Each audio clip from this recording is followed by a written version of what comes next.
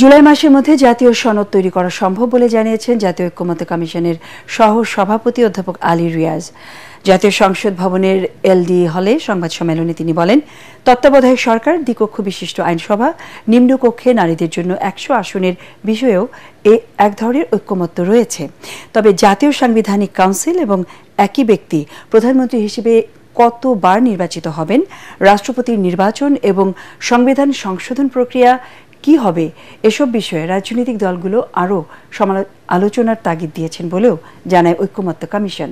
Report করছেন আদ্দিন সজীব।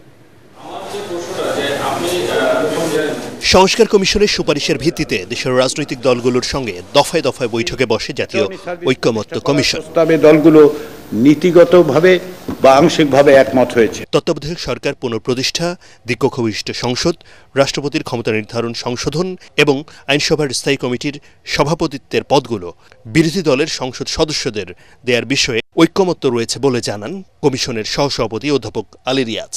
তত্ত্বাবধায়ক সরকার পুনঃপ্রতিষ্ঠার ব্যাপারে রাজনৈতিক দলগুলোর ভেতরে কোনো রকম দ্বিমত নেই। সংবিধানে রাষ্ট্রের মূলনীতি হিসেবে সাম্য, মানবিক মর্যাদা, সামাজিক সুবিচার, বহুত্ববাদ এবং গণতন্ত্র অন্তর্ভুক্ত করার প্রস্তাবে বহুত্ববাদ না রাখার ব্যাপারে অধিকাংশ দল মতামত দিয়েছে।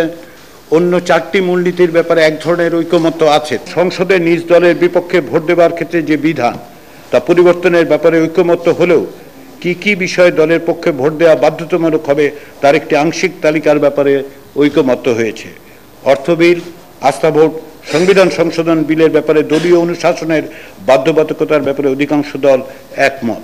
তবে বেশ কিছু গুরুত্বপূর্ণ সাংবিধানিক প্রশ্নে এখনও ঐক্যমত্যে পৌঁছানো যায়নি বলেও জানান তিনি, যার মধ্যে একই ব্যক্তি কতবার প্রধানমন্ত্রী নির্বাচিত হতে পারবেন, রাষ্ট্রপতি নির্বাচন এবং সংবিধান সংশোধন প্রক্রিয়া কি হতে পারে তা এখনও অমীমাংসিত। বিচার বিভাগের বিকেন্দ্রীকরণের কাঠামো, তত্ত্বাবধায়ক সরকারের প্রধান উপদেষ্টা নিয়োগ, তত্ত্বাবধায়ক সরকারের মেয়াদ, জাতীয় সাংবিধানিক কাউন্সিল বা এনসিসি গঠন, একই ব্যক্তি প্রধানমন্ত্রী হিসেবে কতবার নির্বাচিত হতে পারবেন, একজন সংসদ সদস্য কতগুলো পদে থাকতে পারবেন, রাষ্ট্রপতি নির্বাচনের প্রক্রিয়া কি হবে, সংবিধান সংশোধন প্রক্রিয়া কি হবে, এই ধরনের মৌলিক কাঠামোগত গুরুত্বপূর্ণ বিষয়গুলো অমীমাংসিত থেকে গেছে।